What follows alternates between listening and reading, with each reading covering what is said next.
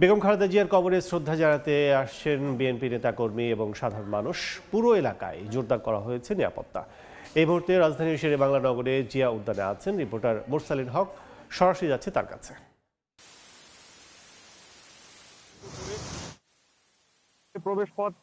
এই প্রবেশ পথটি কিন্তু বন্ধ করে দেওয়া হয়েছে এবং এই প্রবেশ পথটি এখন পর্যন্ত খুলে দেওয়া হয়েছে এবং সেই খুলে দেওয়ার প্রেক্ষিতে যেই বিষয়টি দেখা গেছে যে ভোর থেকে যারা এসেছিলেন দূর দূরান্ত থেকে সেই দূর দূরান্তের যে মানুষেরা তারা প্রেক্ষিতে যেই বিষয়টি দেখা গেছে যে ভোর থেকে যারা এসেছিলেন দূর দূরান্ত থেকে সেই দূর দূরান্তের যে মানুষেরা তারা কিন্তু এইমাত্রই প্রবেশ করতে পারলেন জিয়া উদ্যানের পথে।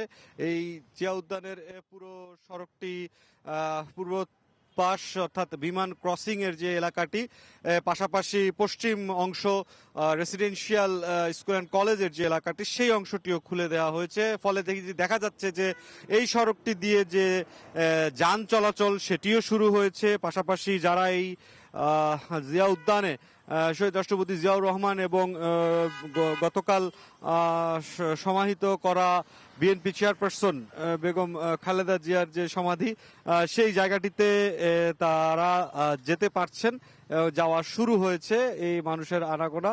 এই সড়কটি গতকাল থেকেই কিন্তু বিএনপি চেয়ারপারসন বেগম খালেদা জিয়াকে দাফনের যে কার্যক্রমটি, সেই কার্যক্রমটি যখন থেকে শুরু হয়েছে তখন থেকেই এই এলাকায় সার্বিকভাবে যে নিরাপত্তা দেয়া, সেই নিরাপত্তার পাশাপাশি পূর্ণ রাষ্ট্রীয় যেই সম্মান এবং শ্রদ্ধা নিশ্চিত করার জন্য যা কিছু করা প্রয়োজন ছিল সেগুলোর নিমিত্তেই মূলত এই সড়কটি নিরাপদ রাখা হয় এবং বন্ধ করে দেওয়া হয়। সেই ফলশ্রুতিতে শুধুমাত্র রাষ্ট্র কর্তৃক এবং বিএনপি কর্তৃক খুব নির্দিষ্ট কিছু মানুষ, বেগম খালেদা জিয়ার পরিবার তথা তার বড় ছেলে বিএনপির ভারপ্রাপ্ত চেয়ারম্যান তারেক রহমান এবং সহ পরিবারের কিছু সদস্য, তিন বাহিনীর যেই শ্রদ্ধা জানানোর সাথে সম্পৃক্ত যেই সদস্যরা তারা এবং দলের কিছু সিনিয়র নেতৃবৃন্দ ছাড়া এই এলাকাটিতে কিন্তু গতকাল কেউই প্রবেশ করতে পারেননি। তবে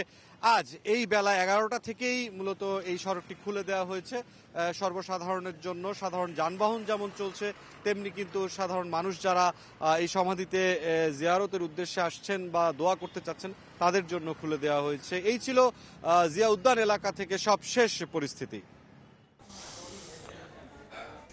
বেগম খালেদা জিয়ার কবরে শ্রদ্ধা নিবেদনের দ্বিতীয় দিনের খবর জানতে এতক্ষণ সরাসরি ছিলাম জিয়া উদ্যানে।